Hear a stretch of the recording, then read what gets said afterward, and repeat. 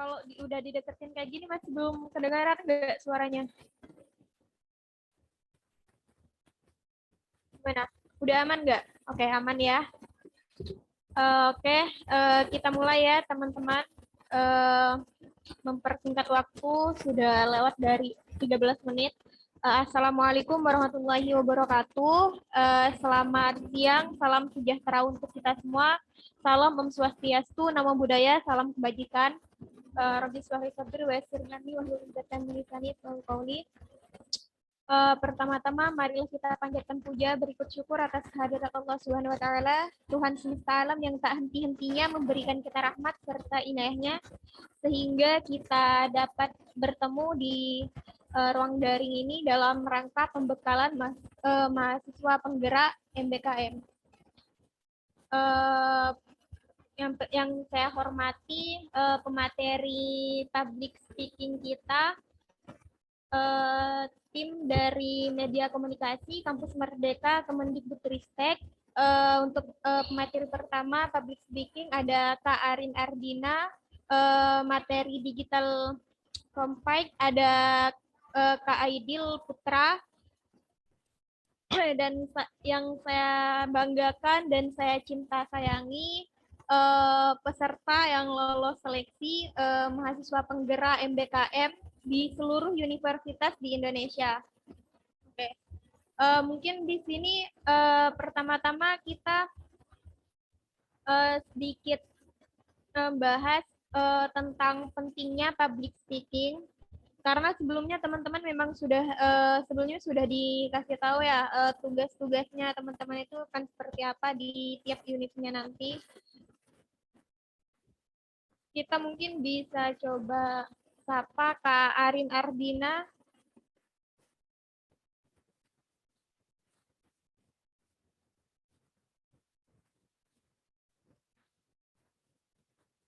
Halo Kak Arin Ardina. Nggak bisa di-unmute Kak Arinnya, bisa dari sana mungkin yang perlu di ini nggak ya, diklik gitu ya. Bentar ya. Halo, selamat siang ya ini sekarang. Udah cukup clear suara saya? Sudah Kak. Oke, selamat siang Mbak Anita, selamat siang adik-adik dan teman-teman semua. Siang Kakak.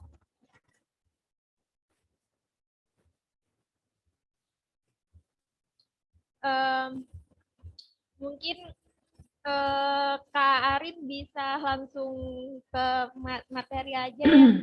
Oke. Sorry, saya tadi panggilnya Mbak Anita, ternyata Mbak Polifa yang bicara ya. Iya Kak. Selamat siang Mbak Polifa. Saya minta tolong tim saya Windy untuk nge-share apa materinya. Apakah sudah terlihat? Sudah Kak. Oke. Sudah pada makan siang belum nih? Nanti kalau belum makan siang nggak semangat nih dengar materi yang akan kita sampaikan. Aku sama Mas Aidil terutama hari ini akan menyampaikan tentang cara bagaimana membangun komunikasi yang baik seperti itu. Boleh juga sambil makan popcorn atau apa seperti nonton bioskop supaya lebih santai. Kita mulai ya, teman-teman sekalian. Selamat siang, nama saya Arin. Saya adalah Wakil Kepala Bidang Komunikasi di Merdeka Belajar Kampus Merdeka. Hari ini saya akan membawakan sedikit materi tentang membangun budaya komunikasi yang baik. Bisa next, Cindy. Oke, ini dasar awal mungkin ya untuk bagaimana cara membangun komunikasi yang baik, yaitu yang pertama mungkin prinsip dasar dalam berkomunikasi itu sendiri, dan yang kedua adalah penerapan komunikasi secara efektif. Nah, untuk prinsip dasar komunikasi, mungkin seperti yang kita dan kalian ketahui sendiri, komunikasi itu cukup luas ya. Maksudnya kita mengadakan acara hari ini juga part of the communication menurut saya, atau kalian berbicara dengan orang tua, dengan keluarga, dengan teman, itu juga salah satu bagian dari komunikasi. Cuman mungkin komunikasi yang akan kita bicarakan sekarang itu lebih ke komunikasi dengan pihak eksternal, atau yang lebih lebih serius gitu dalam sisi organisasi mungkin, atau dalam sisi nanti kalau kita bekerja gitu. Komunikasi itu adalah sebuah proses untuk penyampaian pesan dari pengirim kepada penerima melalui channel atau medium tertentu gitu. Jadi tadi kalau misalkan kita melakukan komunikasi dengan orang tua yang sehari-hari, misalkan ya kita sebagai anak gitu menyampaikan sebuah pesan kepada penerimanya, which is itu orang tuanya, melalui channel misalkan WhatsApp atau dengan berbicara langsung gitu. Jadi memang banyak sekali contoh-contoh yang komunikasi yang kita bisa temui di kehidupan kita sehari-hari. Nah, bagaimana komunikasi itu agar efektif? Mungkin ini bisa dilihat dari chart yang ada di sebelah kiri gitu. Dari mulainya adalah dari sender.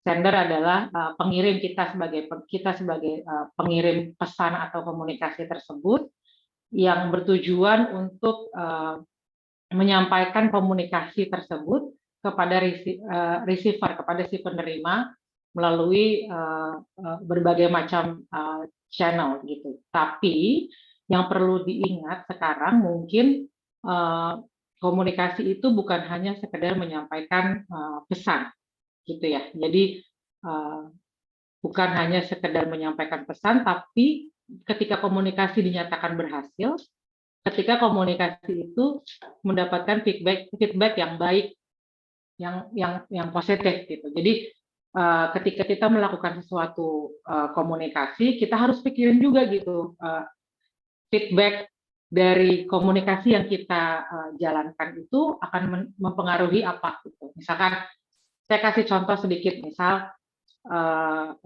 kita mau mengkomunikasikan kepada orang tua kita, atau kalau orang tua itu terlalu ini ya, mungkin di dalam organisasi gitu misalkan ya. Nanti saya kasih contoh dari sisi kami sebagai bidang komunikasi di Kampus Merdeka sendiri gitu. Jadi kalau kita mau mengkomunikasikan sesuatu itu, kita benar-benar harus memikirkan gitu bentuk narasinya atau bentuk kata-katanya yang harus kita sampaikan kepada receiver itu harus benar, harus sesuai gitu dengan targetnya, dengan siapa yang mau kita ajak bicara gitu. Jadi mungkin kalau bisa dilihat bagaimana agar komunikasi itu efektif, yang ada di sebelah kanan, yang pertama adalah kejelasan. Itu tadi saya bilang, kejelasan message atau kejelasan informasinya tuh harus clear, harus jelas, harus tidak bisa terlalu harus dibikin cantik, tapi tidak bisa terlalu banyak basa-basi, istilahnya seperti itu, supaya message yang disampaikan cukup clear. Nah, yang kedua adalah objektif. Mungkin objektif itu adalah menentukan fokus dan tujuan yang ingin dicapai. Jadi setelah kita pikirkan clear-nya, udah clear nih pesannya gitu. Nah, sekarang kita pikirkan objektifnya gitu. Untuk menentukan fokusnya dan tujuan yang ingin kita capai itu, komunikasinya tuh apa. Supaya pihak penerima bisa mengerti atau bisa mempunyai satu suara seperti apa yang akan kita komunikasikan. Yang ketiga adalah benar. Benar itu pesan tersampaikan lengkap sesuai dengan fakta gitu. Jadi message yang akan atau pesan yang akan kita sampaikan itu harus berdasarkan fakta atau sesuai sama kayak ada buktinya gitu ya, supaya lebih bisa tervalidasi seperti itu.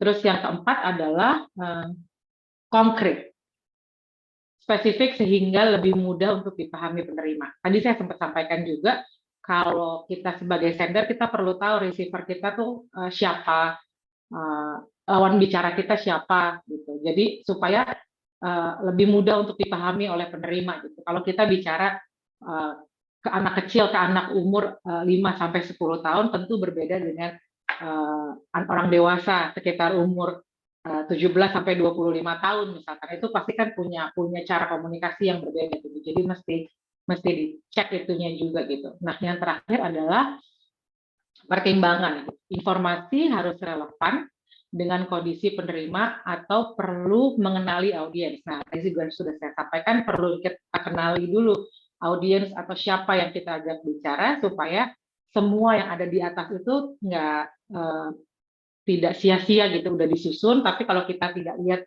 audiens atau siapa yang kita ajak bicara, ada kemungkinan komunikasi tersebut akan miss.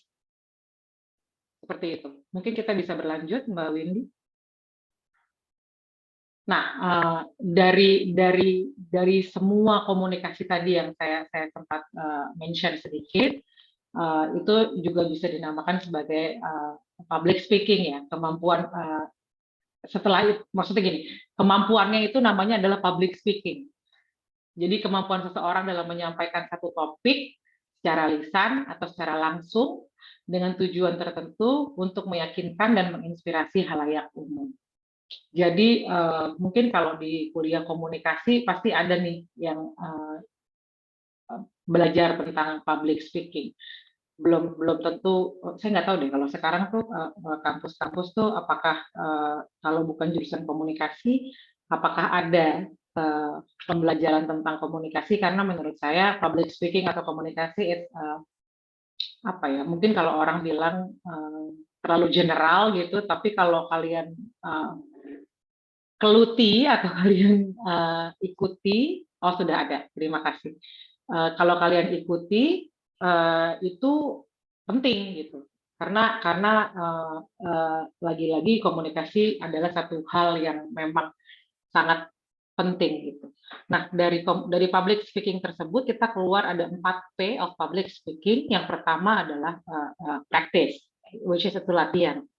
Jadi kalau kita mau mengkomunikasikan sesuatu, kita as a public speaker gitu ya, mungkin yang pertama sebelum kita melakukan komunikasi itu kita praktis, kita belajar dulu. Kayak saya nih, saya sekarang berbicara depan teman-teman semua gitu, itu juga saya latihan. Gitu. Saya latihan sama tim saya dulu tadi gitu. Misalkan untuk menyampaikan ini semua, alurnya seperti apa, terus saya harus bisa membawa diri saya seperti apa gitu. Mungkin kalau misalkan kita punya partner atau kita punya rekan kerja, kita bisa latihan dengan mereka gitu ya. Sorry. Tapi kalau dalam keadaan sendiri di kosan atau di rumah gitu, kita bisa gitu latihan di depan kaca. Jadi kita melihat diri kita sendiri, kalau kita berbicara nih seperti apa gitu. Itu bisa juga gitu. Terus bisa juga direkam. Jadi sambil lihat di kaca, atau sekarang kan udah cukup canggih ya, udah ada Zoom gitu. Misalkan kita mau menyampaikan ini dengan Zoom gitu, kita buka aja Zoom kita terus kita record. Nanti kita bisa evaluasi diri kita sendiri. Kurangnya di bagian mana ya? Apakah saya kurang jelas dalam berbicara, atau tata bahasa saya yang agak kurang, atau saya kurang representatif dalam look-nya, atau presentasi yang saya sampaikan kurang bagus atau apa. Jadi kita bisa belajar dan mengoreksi diri sendiri gitu sebelum kita melakukan public speaking untuk ke halayak luas gitu. Itu yang pertama, P-nya itu practice. P yang kedua adalah preparation atau persiapan. Nah, itu seperti membuat pointers dan menyusun kata-kata seperti ini. Materi yang kalian lihat sekarang itu adalah salah satu pointers atau menyusun kata-kata, karena kalau saya tulis semua kata-kata yang keluar dari mulut saya di sini nggak nyampe, nggak penuh nih semua tulisan, dan menurut saya itu akan menjadi bosan gitu untuk kalian ya. Jadi kayak nggak lihat pointersnya, jadi sisanya kita bisa tulis itu di speaker notes, di bawahnya biasanya kalau di PowerPoint tuh ada tuh untuk kita tahu apa aja yang harus kita bicarakan gitu. Yang kedua, merencanakan cara penyampaiannya gitu. Misalkan saya bicara sama kalian semua itu akan berbeda ketika saya berhadapan langsung dengan mungkin karena kita kerjanya di bidang pendidikan gitu ya, dengan dosen, dengan industri, atau bahkan dengan apa namanya anggota staf khusus menteri gitu, udah pasti berbeda gitu. Jadi itu harus dipikirkan rencana untuk penyampaiannya akan seperti apa, tata bahasanya, nadanya mungkin itu juga perlu. Lalu yang ketiga, persiapkan alat bantu. Misalkan saya masih tetap pakai bolpen dan kertas sampai sekarang, karena itu penting buat saya untuk mencatat notes dan segala macam. Atau kalau misalkan kalian biasa dengan handphone di notes gitu, itu juga bisa gitu. Atau notes di laptop juga bisa. Jadi mempersiapkan alat bantu gitu. Jadi kalau misalkan seperti ada pertanyaan atau ada satu hal yang perlu di-highlight, kita bisa catat langsung gitu. Itu yang dari preparation. Nah, yang ketiga adalah purpose, yaitu tujuan. Nah, kita kembali lagi ke tujuan, apa kita melakukan komunikasi tersebut gitu. Yang pertama, tujuannya sudah pasti memberitahu atau menyampaikan informasi. Yang kedua, meyakinkan, karena dari segi komunikasi selain kita menyampaikan pesan, kita juga harus bisa meyakinkan yang mendengar untuk paham atau untuk yakin dengan apa yang kita sampaikan. Yang ketiga, menginspirasi. Seperti apa yang mungkin saya sampaikan sekarang, saya harap itu bisa menginspirasi kalian. Gitu. Jadi menginspirasi atau memberikan mereka kayak, oh oke, setelah saya mendengarkan penjelasan ini, saya jadi tahu atau jadi curious atau apa gitu. Jadi melakukan inspirasi, menyampaikan komunikasi untuk menjadikan inspirasi. Yang keempat adalah mendidik. Nah, mendidik mungkin mirip-mirip mungkin ya sama menginspirasi, tapi lebih ke educational, lebih mungkin setelah ini berpikir untuk mencari seminar atau webinar lain tentang komunikasi, itu kan part of the mendidik itu sendiri menurut saya. Dan menyusun 5W 1 itu juga cukup penting. Nah, yang terakhir yaitu performance atau penampilan. Seperti tadi saya sampaikan, look yang kita tampilkan di dalam kamera atau di dalam sebuah presentasi langsung mungkin gitu. Itu juga penting untuk mempresentasikan siapa yang akan mempresentasikan kita, itu mempresentasikan perusahaan atau organisasi atau apa gitu. Jadi itu juga penting. Lalu datang tepat waktu. Jadi kalau itu juga membuat kayak mungkin orang akan ada beberapa orang mungkin menganggap first impression itu penting. Jadi dengan datang tempat waktu itu cukup menghargai orang yang lain sih, menurut saya seperti itu. Yang ketiga, lighting. Tadi saya sebenarnya posisi saya bukan di sini, saya ada di meja depan, tapi ketika lihat ternyata lightingnya nggak bagus. Jadi kalau kalian lihat saya kayak ada cahaya dari atas gitu, jadi kayak nggak bagus. Jadi saya perlu perlihatkan itu supaya, dan this is the best part that I can show. Jadi mungkin ini lebih bisa masuk ke dalam kamera saya, jadi lebih bagus gitu dilihat. Nah, yang terakhir adalah eye level, melihat mata, karena itu juga seperti lebih menghargai siapa yang kita ajak bicara. Jadi ini kalau tulisannya melihat ke kamera bukan layar, ini kalau kita lagi bicara di Zoom ya. Tapi kalau kita lagi bicara impersonal atau dengan yang lain gitu, jadi jangan lihat ke bawah, lihat ke atas gitu, tapi sebisa mungkin eye contact dengan siapa yang akan kita ajak bicara. Gitu. Mungkin itu adalah 4P dari public speaking yang cukup penting untuk kita persiapkan sebelum kita melakukan sebuah komunikasi. Mungkin bisa di next. Yes. Nah, Kenapa komunikasi efektif itu penting? Ini aku kasih saya kasih sedikit contoh dari kami dari bidang komunikasi pelaksana pusat kampus Merdeka ya. Ini ada beberapa tugas yang harus, jadi kita kasih contoh nyata gitu, contoh nyata yang sedang kita kerjakan sekarang. Mungkin yang dari kiri dulu, dari tugas bidang komunikasi. Yang pertama adalah menyusun strategi promosi komunikasi tentunya untuk kampus Merdeka. Yang kedua, memberikan asistensi bagi program-program. As you know, program-program dalam kampus Merdeka itu cukup banyak. Jadi itu adalah salah satu tugas utama kami dalam membantu pentingnya komunikasi di dalam organisasi. Yang ketiga, menyampaikan dampak positif dan amplifikasi program. Jadi apa yang kita sampaikan itu harus clearly, harus jelas kepada halayak, kepada stakeholder, atau kepada pemangku kepentingan, supaya mereka semua tahu apa itu Kampus Merdeka.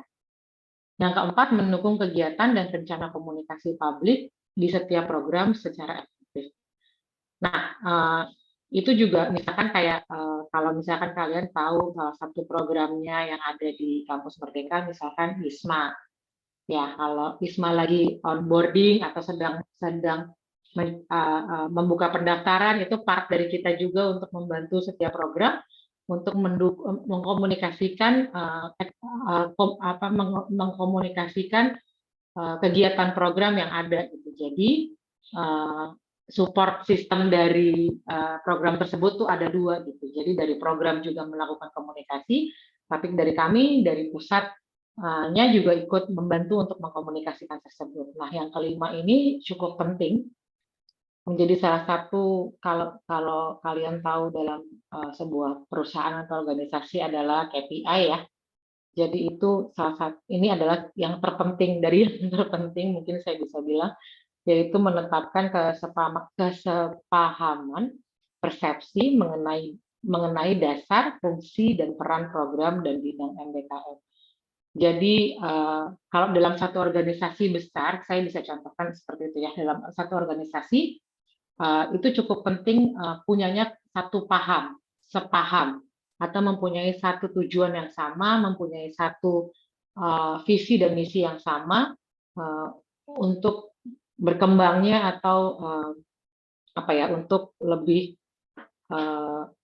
mempunyai suara untuk lebih jalan lebih beriringan gitu. Jadi semua sisi itu harus berjalan bersama dengan tujuan yang sama dan dengan pemahaman yang sama gitu. Nah, untuk yang kedua adalah yang sebelah kita move ke sebelah kanan, siapa saja pemangku kepentingan atau stakeholder dalam bidang komunikasi. Nah, kalau stakeholder atau pemangku kepentingan ini adalah seperti receiver, seperti orang yang kita ajak berkomunikasi dari bidang komunikasi. Ada eksternal, ada internal. Kalau eksternal itu seperti perguruan tinggi, karena perguruan tinggi adalah salah satu stakeholder dari Kampus Merdeka. Jadi perguruan tinggi itu mencakup pimpinan perguruan tinggi, kaprodi, DPL, dan lain-lain. Lalu yang kedua mahasiswa. Mahasiswanya itu ada mahasiswa yang vokasi dan sarjana juga. Yang ketiga adalah orang tua atau wali mahasiswa, yang kita tidak bisa pungkiri kalau segala sesuatu yang berhubungan dengan pendidikan masih ada campur tangan atau approval lah ya dari orang tua atau wali gitu. Nah, untuk yang internal seperti yang saya mau sampaikan ini, kalau internal ini lebih ke pemangku kepentingan di dalam, seperti jadi kalau misalkan di Kampus Merdeka ini sendiri banyak bidangnya gitu kan, tadi saya bilang ada programnya banyak gitu, tapi bidangnya itu juga banyak. Jadi kesamaan persepsi antar bidang dan antar program itu harus sama. Nah, ini adalah salah satu stakeholder internal. Nah, yang kedua adalah pihak Kemendikbudristek, yaitu seperti staf khusus menteri, seperti BKHM, seperti Humas Dikti gitu. Jadi itu adalah salah satu stakeholder atau pemangku kepentingan untuk PPKM itu sendiri. Next, Mbak Windy. Oke, ini saya sedikit kasih bayangan ya. Jadi kalau menurut saya, menurut kita tuh sebuah komunikasi, kalau orang bilang komunikasi itu nggak penting, nggak mungkin. Karena dalam bidang komunikasi di kita sendiri ini, kalau kalian bisa lihat, strukturnya tuh cukup banyak ya gitu. Karena menurutku juga komunikasi itu tidak bisa dilakukan sendiri.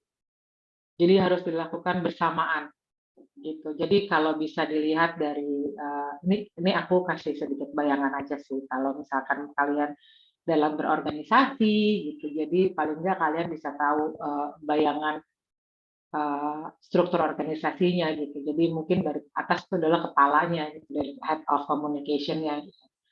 Yang bawahnya assistant head of communication, which is itu saya di situ. Terus di bawah saya itu ada manajer-manajer yang membawahi masing-masing divisi, seperti digital strategis manager itu nanti kalian akan ketemu sama Mas Aidil untuk bicara masalah sosial media ya. Kenapa ada berdiri sendiri gitu? Karena sekarang komunikasi dengan berjalannya waktu tuh semakin going digital, jadi memang digital strategis itu sangat diperlukan di sini. Jadi komunikasi yang berurusan dengan digital akan diurus atau diatur dengan satu orang sendiri di situ.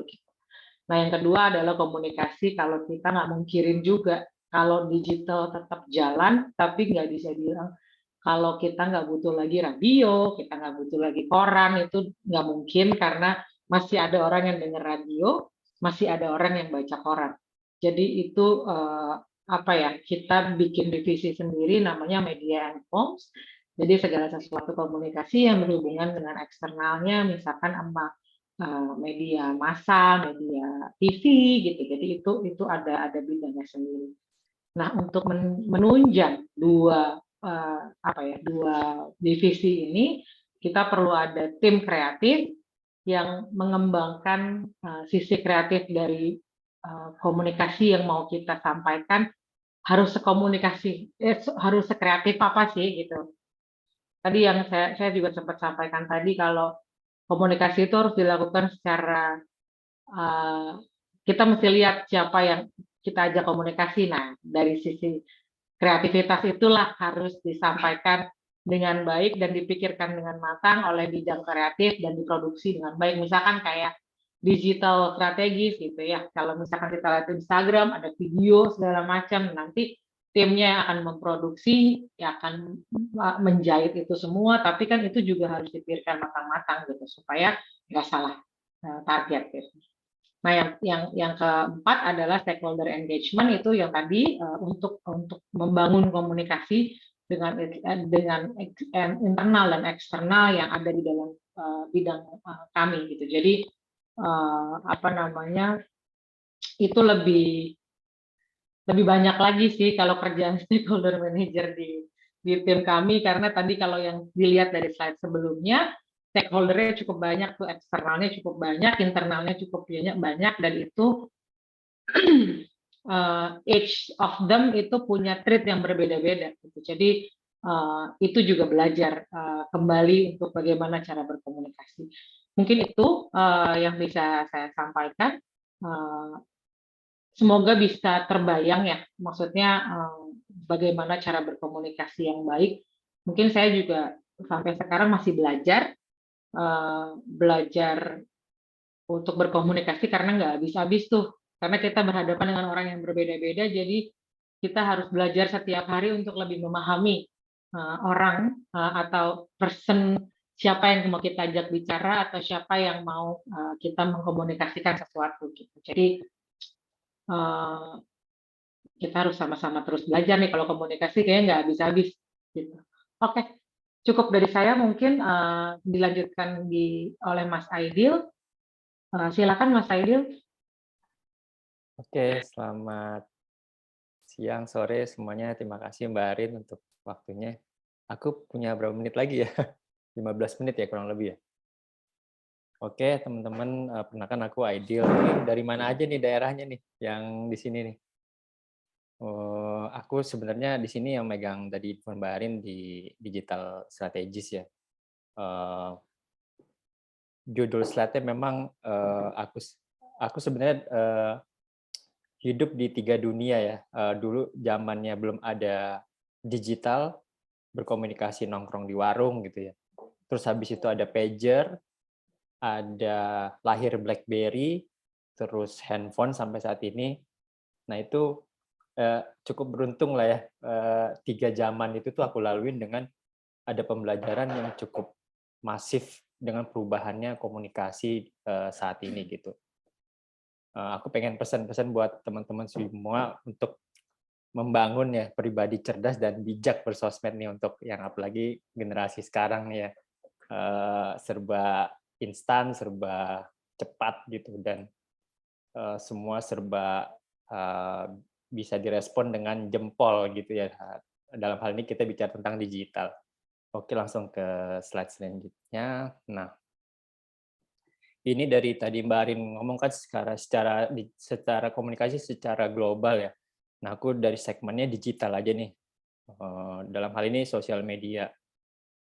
Seperti diketahui kan sekarang sosmed, mungkin lebih jago dari teman-teman yang sekarang aku lihat daripada aku nih, karena aku di sini udah angkatannya rada-rada agak-agak mau expire gitu ya, tapi memang, apa ya, masif banget ya, orang bebas beropini, bebas mau nyinyirin, bebas nyebarin apa itu semudah dengan menggeser jempol dan submit udah langsung selesai gitu ya, Nah, itu yang memang, perlu kita menyikapinya dengan bijak ya, terlebih sekarang penetrasi setelah pandemi nih, user internet, sudah luar biasa kurang lebih 70% gitu ya. Sampai sekarang kan tadi Zoom ini juga, nggak kepikiran gitu belajar lewat Zoom, terus akhirnya pandeminya berangsur-angsur membaik, Zoom-nya tetap masih dipakai. Terlebih lagi sekarang komunikasi juga, cara komunikasi via di WhatsApp juga ya, itu kadang-kadang kan,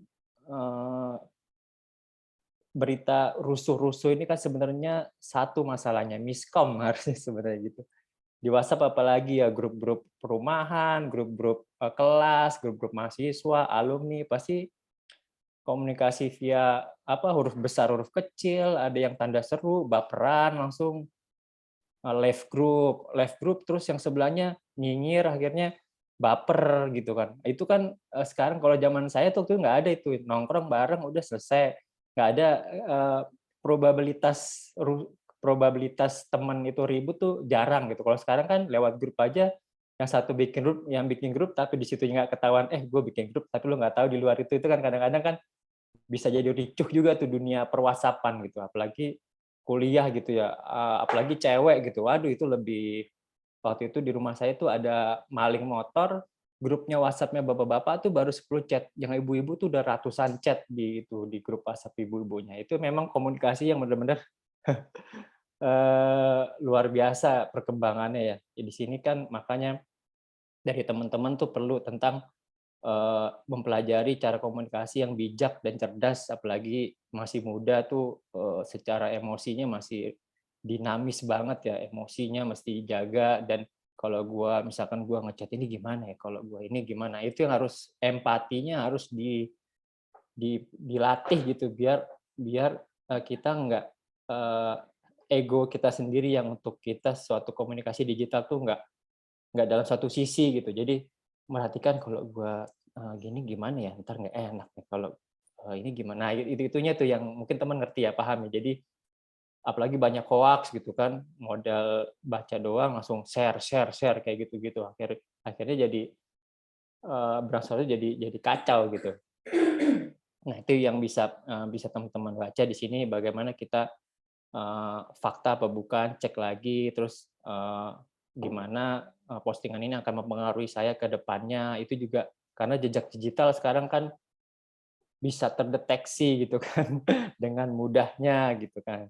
Jadi jangan apalagi stalking si A, si B, itu dengan mudahnya gitu kan. Oke, nah, next slide mungkin Mbak Mindi. Nah, ini generasi sekarang nih saya perhatiin ya, clickbait generation gitu kan. Modal headline berita langsung share ke WhatsApp, terus kan modal ini aja walaupun yang di kita juga harus di portal berita itu kan kadang-kadang kan memang kebenarannya memang dia ada kode etik ya. Tapi memang si media maksudnya si wartawan ini memang dia mempermainkan kata sebagai judul yang menarik kan itu memang keahlian dia di situ gitu. Apalagi dengan thumbnail, terus ada panah merah gitu, telunjuk, terus ada share, ada judul yang menarik, clickbait, share langsung.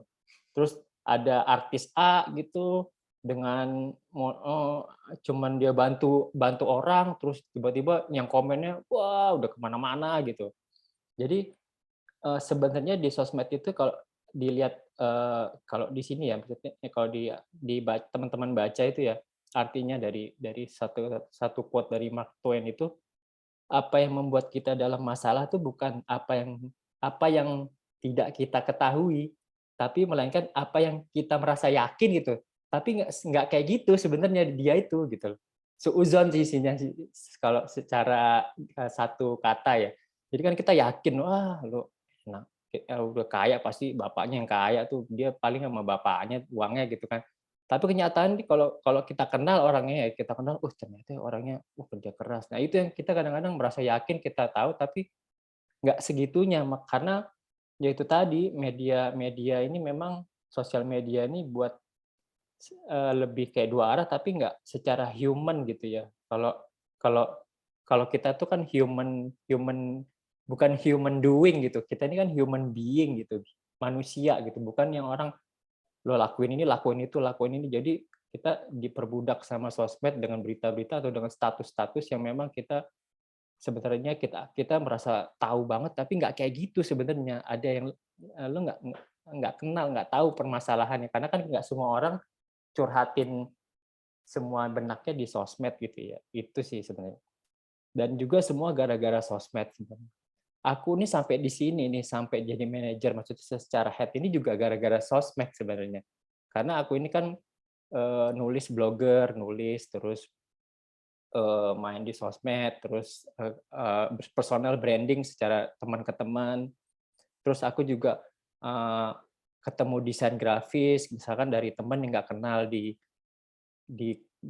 ranah nyata, tapi kenalnya akhirnya di sosmed belum ketemu, akhirnya dia kerja sama ini, akhirnya ketemunya di kerja bareng. Itu gara-gara sosmed semua. Itu sosmed tuh bisa yang positif tuh bisa gara-gara sosmed, yang negatif pun gara-gara sosmed. Tinggal kita pilih tuh mau yang mana sebenarnya gitu.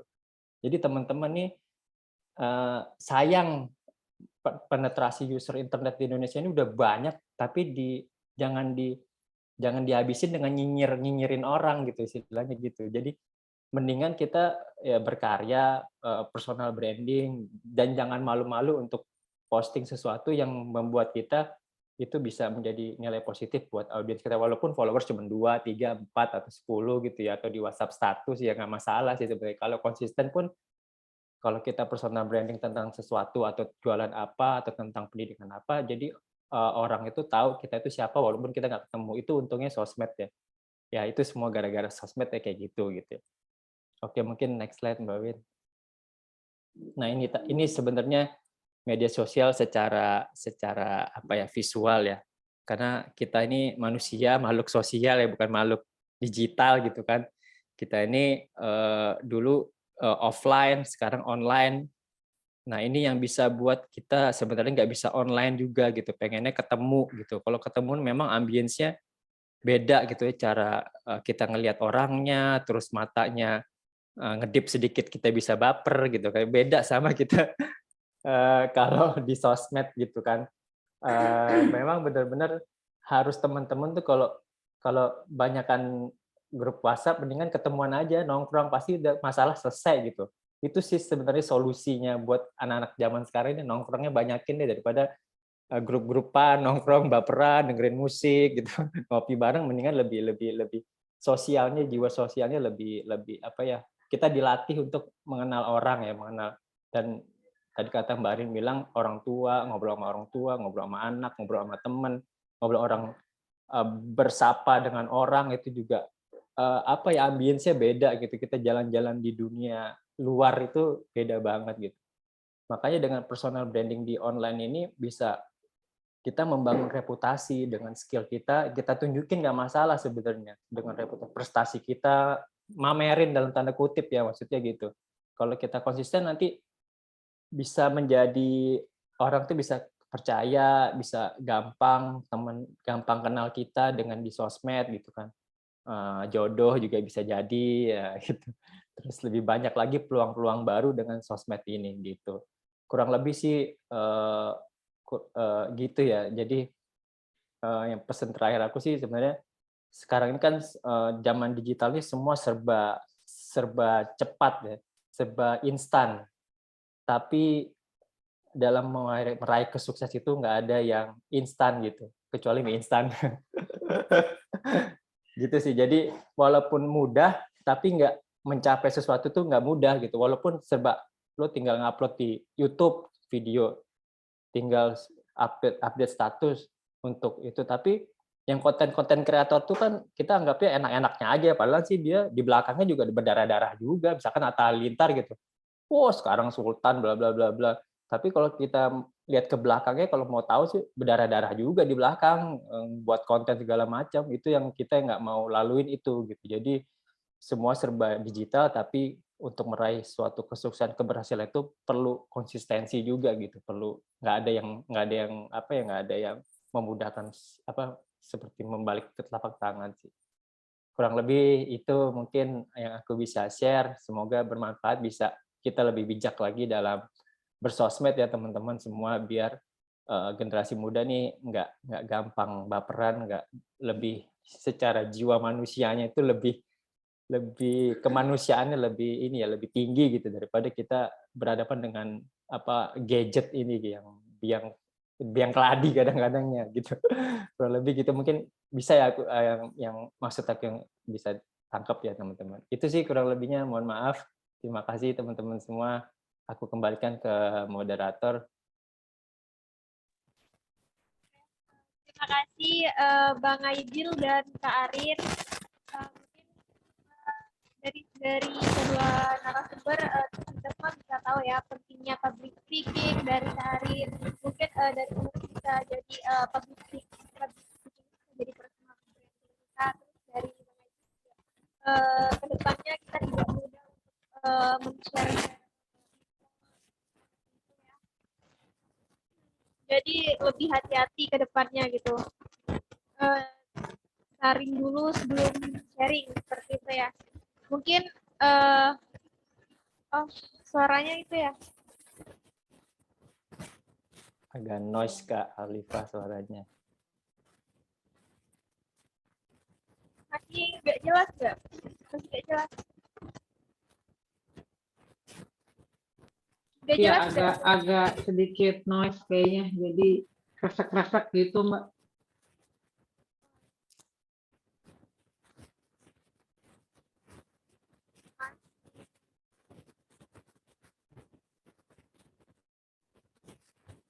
Masih nggak jelas ya Kak?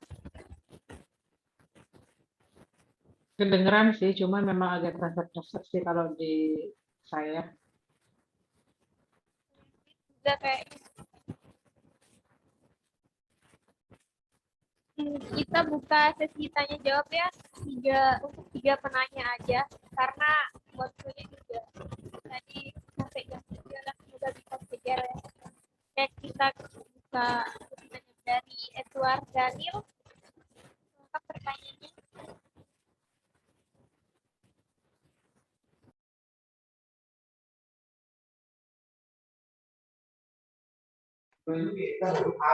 Baik Kak, terima kasih atas kesempatannya. Apakah suara saya terdengar? Dengar.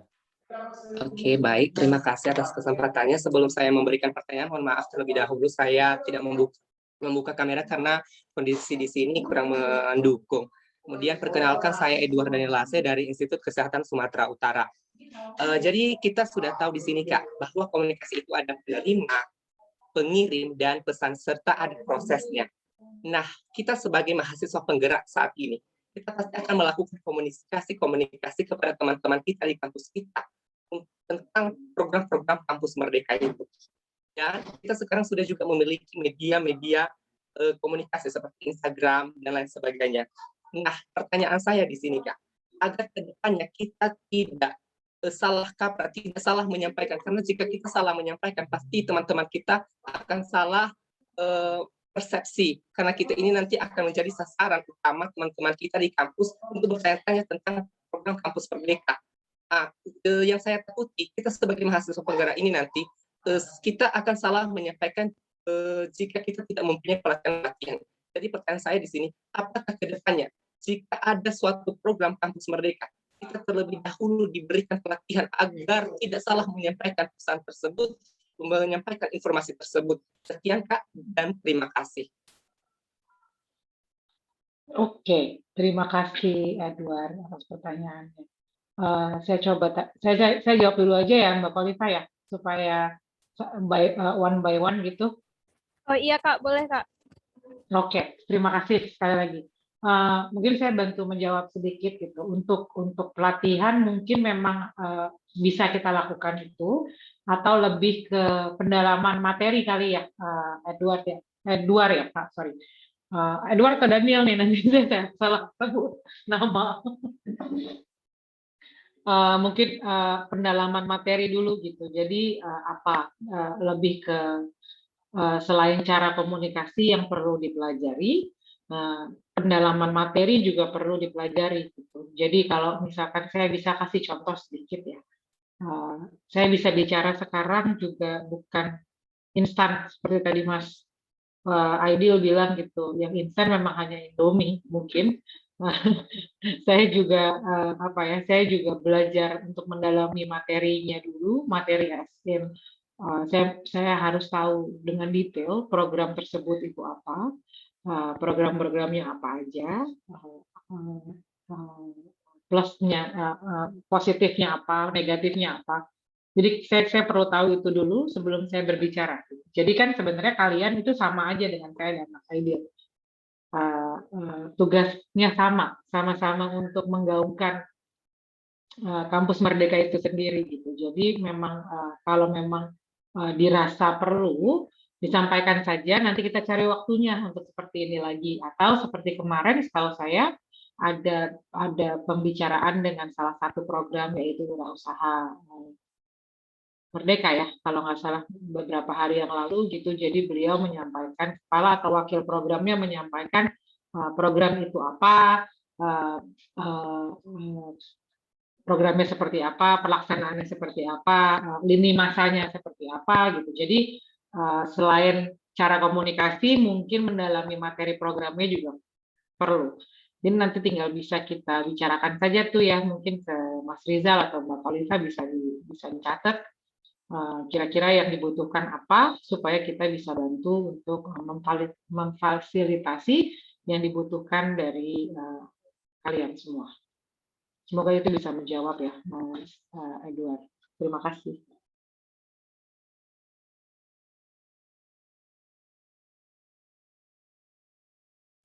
Oke, terima kasih Kak Erin. Gimana Edward, bisa dimengerti?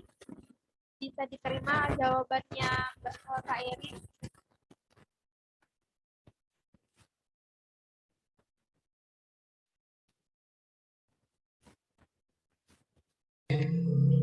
Baik, Kak, udah bisa dimengerti. Terima kasih, Kak.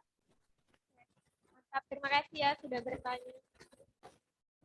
Oke, untuk selanjutnya ada yang bertanya tadi Rakita Dewo. Rakita Dewo. Ada nggak? Tadi ada angkat tangan.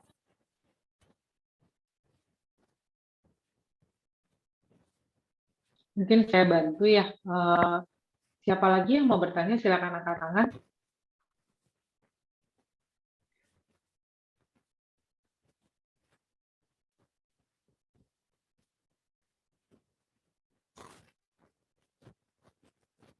Kayaknya tadi banyak deh yang angkat tangan. Apa pertanyaannya mungkin sama? Jadi langsung pada turun. Jadi pertanyaannya sebenarnya udah tadi disampaikan sama Edward. Jadi ya udah yang lain jadi nurunin tangan lagi gitu ya Kak. Sepertinya. Atau mungkin ada yang mau bertanya sama Mas Aidil, atau nanti saya juga bisa bantu jawab untuk itu, tentang sosial media. Mungkin it's a part of apa ya? Itu cukup penting sih menurut saya sekarang gitu. Karena benar tadi kata Mas Aidil, saya sama Mas Aidil mungkin nggak beda jauh umurnya. Jadi sosial media ketika itu tuh belum seperti sekarang gitu. Jadi sekarang saya sendiri, saya pribadi masih banyak belajar untuk masalah bijak dalam sosial media, karena rekam digital itu tidak bisa dihapuskan teman-teman semua. Jadi kalau apa yang pernah kita posting atau apa yang pernah kita sampaikan gitu ya, itu bisa dilihat oleh orang luar seperti mencerminkan kita sendiri. Mungkin itu yang bisa saya tambahkan sedikit ya. Kalau nanti kalian sudah berada di dunia kerja gitu, tidak di dalam CV kan udah jelas tuh namanya siapa, apa nanti jangan diharapkan kalau HR atau HRD itu tidak cross check sosial media, itu pasti udah bisa saya kasih tahu, karena dia bisa lihat tuh jejak digital kita tuh, apakah kita pernah apa, kita ngapa. Nah itu deh tuh, jadi harus apa ya, harus lebih pintar dalam menggunakan sosial. Nah, mesti dipancing nih kayaknya, langsung ada, silakan tuh Mbak Kofifa, siapa Ini dulu duluan. udah hadir Mas Rakib.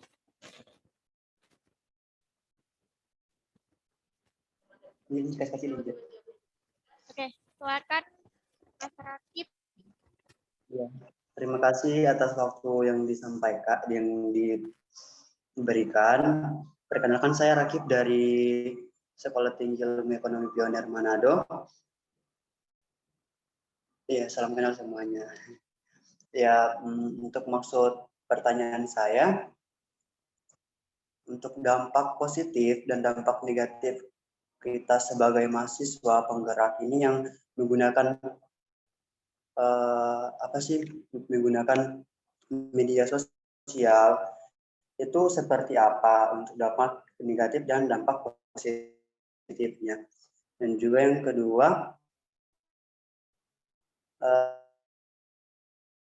jika kalau seseorang ini dia menggunakan sosial media, tapi nah apakah ada undang-undang mengatur atau contoh apalagi kan baru-baru ini ada peristiwa tentang inilah yang contoh kasus pembunuhan ini si brigadir ini tentang terkait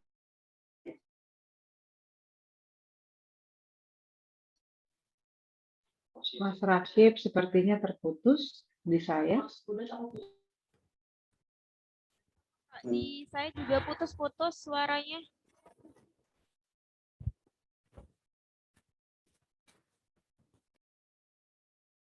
mengenai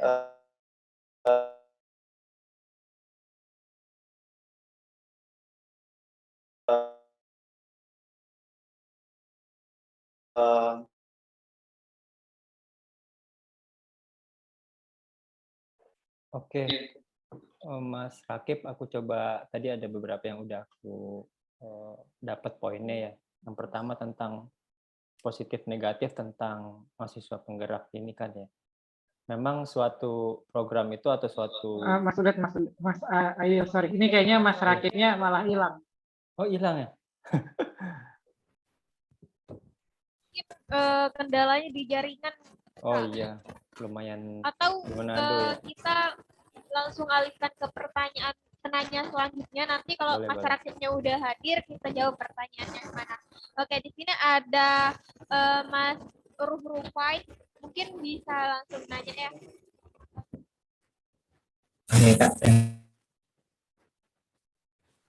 Oke Kak, terima kasih atas kesempatannya. Perkenalkan, nama saya Rufai, biasa dipanggil Fain dari Universitas Al Oleo. Pertanyaan saya lebih ke, kan biasanya tuh Kak di setiap kegiatan pasti ada positif negatifnya tuh. Nah, mungkin ini aku bukaan aja.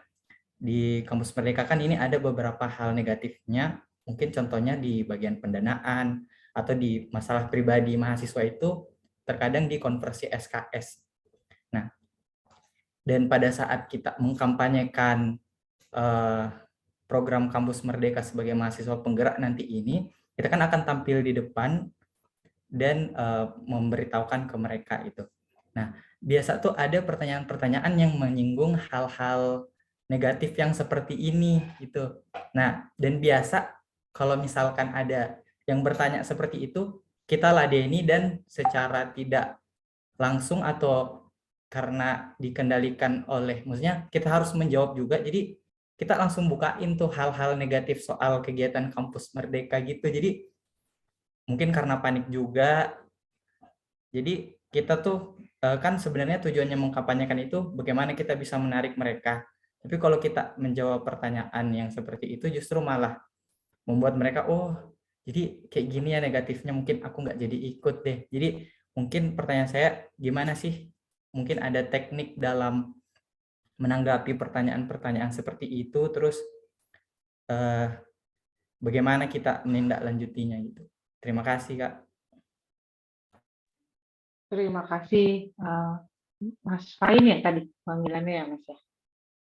Ya, Mas Rakib nanti ya kita hold dulu pertanyaannya tadi, soalnya sepertinya sinyalnya terputus. Nanti habis ini kita kasih kesempatan untuk berbicara, untuk bertanya, Mas Rakib. Oke, saya coba bantu menjawab sedikit.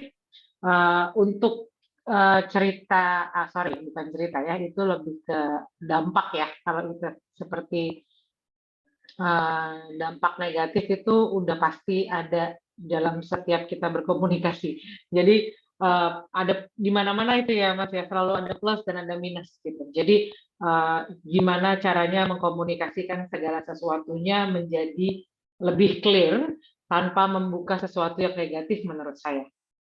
Jadi kita harus pintar bermain dalam berkata-kata, harus bisa nge-tweak semua kata-kata itu, bukan berarti kita ngeles ya, menurut saya. Karena segala sesuatu itu pasti ada dampaknya, ada setiap masalah pasti ada solusinya, sudah pasti, dan setiap masalah itu pasti ada sesuatu hal yang membuat itu menjadi masalah gitu. Jadi kalau menurut saya, jika ada pertanyaan seperti saya nggak mau jawab masalah BBH dan segala macam ya, saya mau menjawab gimana cara menyampaikannya aja. Jadi kalau ada sesuatu seperti itu ditanyakan ke kalian, ada baiknya diceritakan kronologis kejadiannya gitu ya, sedetail-detailnya, sampaikan ke Rizal atau ke siapa gitu yang PIC di sini untuk bisa disampaikan ke kami. Jadi nanti kami coba bantu untuk membantu untuk mengkomunikasikan supaya semuanya jauh lebih clear gitu. Dengan adanya kalian kan kalian mau membantu kami untuk menjadi, kalau di mungkin saya bisa bilang seperti marketing lingkar luar gitu ya. Jadi kayak membantu kami untuk mengkomunikasikan, membantu kami untuk mempublikasikan setiap program yang ada di dalam Kampus Merdeka itu sendiri gitu. Tapi untuk bagaimana cara menjawabnya harus dijawab dengan senyuman. Mungkin itu yang terpenting. Nanti coba saya akan bicara apa yang menjadi concern kalian di dalam sini. Nanti coba saya tampung, nanti saya coba bantu untuk komunikasikan ke pihak Kampus Merdeka. Mungkin itu lebih baik supaya kalian juga tidak diserang, tapi kalian niatnya membantu. Bantunya adalah coba komunikasikan dengan kami, atau mungkin bisa dikasih tahu misalkan kalau kita tuh ada help desk ya Mas Aidil ya. Jadi itu ada help desk, bisa diarahkan ke situ juga. Tapi kalau menurut mereka tidak menjawab pertanyaan mereka, mungkin dengan tadi yang saya bilang, bisa tolong dikasih tahu masalahnya di mana. Nanti coba saya sampaikan. Semoga nanti akan ada jawaban secepatnya. Mungkin itu dulu yang bisa saya jawab ya. Mas Fain ya, apakah sudah bisa menjawab? Terima kasih. Mbak Khalifa, mungkin kita ke Mas Rakib ya, tadi sempat terputus karena sinyal. Silakan Mas Rakib, mau pertanyaan tadi yang pertama sepertinya sudah tercatat oleh Mas Aidil. Untuk pertanyaan yang kedua boleh diulangi, Mas Rakib?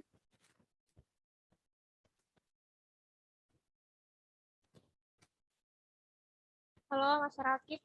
Ini Mas Rakibnya.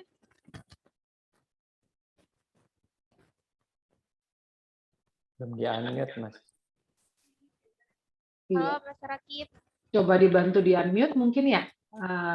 Mungkin beliau seperti saya tadi tidak bisa. Oke, Mas Rakib bisa mendengar suara saya? Iya, iya dengar. Ya, silakan. Untuk pertanyaan yang kedua tadi agak terputus, sorry. Nah, untuk pertanyaan yang kedua tadi itu dari kan pertama itu tentang sisi positif dan sisi negatifnya kemana. Terus yang kedua itu dia tentang penyalahgunaan yang sisi negatifnya itu gimana? Apakah ada undang-undang dari contoh kayak kita sebagai mahasiswa penggerak ini yang sebagai ya contoh kita sedang menyampaikan atau memberikan informasi tapi ini contoh informasinya itu salah atau contoh kayak tidak sesuai dengan apa yang secara real atau nyata. Nah, apakah ada undang-undang atau peraturan dari kementerian itu yang membuat undang-undang tersebut? Seperti itu sih kalau lebih singkatnya. Terima kasih. Terima kasih Mas Rakib. Mungkin Mas Aidil mau menjawab lebih dahulu. Silakan Mas Aidil. Ya, makasih Mbak Arin. Makasih Mas Rakib. Untuk undang-undang sendiri secara departemen untuk pendidikan ya, untuk IT ya, itu kan ada ya, sosial media itu ada memang undang-undangnya, etikanya ya, secara itu memang kalau di sosmed itu kalau dari sisi etika memang kita harus jaga-jaga kata-kata ya, memang walaupun kita dalam emosi apapun tetap bijak gitu, harus harus tahan emosi dan apapun itu tetap kita sampaikan dengan bahasa yang santun gitu ya, walaupun memang secara mungkin dari sisi emosi ada gitu, tapi memang karena dampak yang tadi yang di slide itu ya, ini kalau ini akan dampaknya gimana, nanti itu dampaknya gimana. Memang kalau butuh positif negatif memang harus diklarifikasi dulu kalau kita statement dalam ada informasi yang sensitif untuk disampaikan gitu ya, itu memang harus diklarifikasi benar-benar ini valid infonya A apa B gitu. Kalau aku kan digital, kalau misalkan satu posting karena kan ini mencangkup skala pemerintahan gitu ya. Memang satu kata per kata visual itu dari tim digital itu memang harus diklarifikasi sampai ACC-nya sampai head gitu. Jadi kita itu benar-benar hati-hati, kalau mungkin beda dengan departemen yang lain yang mungkin lebih sifatnya Kemenrekraf gitu ya, beda kan. Kalau kita kan pendidikan, nah itu memang dari sisi pendidikan aja urunan ke bawahnya itu dari sisi caption, visual atau verbal secara komunikasi itu kan harus kalau kita saat ada info yang harus diklarifikasi, menurut aku sih harus benar-benar valid dulu gitu. Jadi kita jangan sampai feeling saya bener nih, emang ini nih infonya. Nah, itu jangan sih mendingan. Jadi tahan dulu, mending klarifikasi dulu daripada kita jadi bumerang ke kita secara informasinya. Nah, kalau untuk beretika sendiri sih dari sisi undang-undang memang ada dari pemerintah ya, tapi aku nggak begitu memang ada tapi nggak begitu detail tahunya. Tapi satu tujuan dari undang-undang itu kan biar secara sosmednya itu kita benar-benar dijaga secara hukum gitu, jangan walaupun ada pro kontranya tapi negara berusaha untuk membuat peraturan itu biar nggak terlalu kita ini ada hukum untuk yang mewadahi sosmed ini biar ada orang tahu resikonya tadi jejak digital dan segala macam itu sih, apalagi tentang media portal media massa itu juga ada kan. Itu sih Mas Rakib, ada tambahan mungkin, ada tanggapan atau sudah cukup? Mbak Arin ada tambahan? Enggak, saya cukup. Kebetulan saya sama Pak Aidil lagi dalam satu ruangan.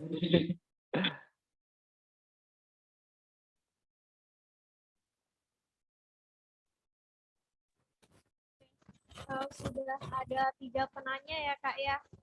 Berarti mungkin nanti kalau memang dari teman-teman ada yang mau nanya bisa kayak japri saya. Kebetulan di grup itu saya di adminnya ya. Nanti mungkin bisa saya sampaikan ke Kak Arin ya Kak buat jawabnya. Soalnya ini Boleh sekali. karena ini juga udah jam 3:17. Kita lewat 17 menit kelebihan waktu. Maaf ya Kak ya. Apa-apa, Kakak Mbak. ini juga maaf ya. It's okay. Oke. Mungkin pertama terima kasih sama Kak Arin dan Bang Adi yang sudah bersedia memberikan ilmu tentang public speaking dan komunikasi dengan kami. Semoga di lain kesempatan nanti Kak Arin dan Bang Adi bisa kembali memberikan ilmunya kepada kami. Dan kira-kira ya Bang ya, Kak Arin juga maaf ya kendalanya yang mulai dari Terima kasih juga mungkin saya bisa sampaikan, saya mewakili dari bidang komunikasi juga. Terima kasih atas waktunya hari ini. Terima kasih sudah mendengarkan saya dan Mas Aidil berbicara.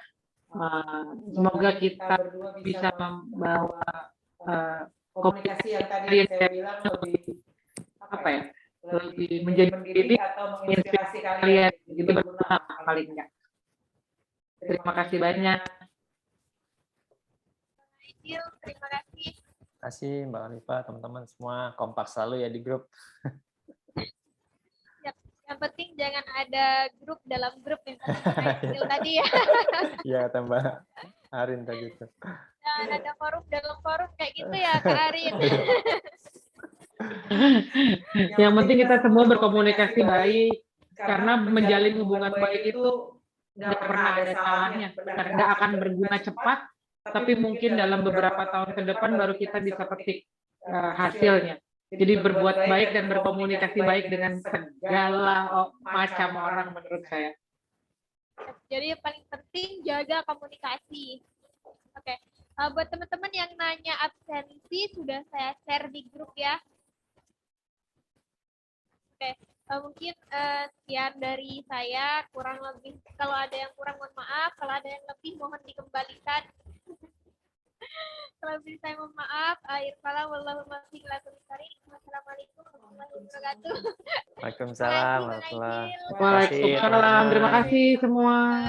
Assalamualaikum. Semuanya. Sejahtera untuk kita semua.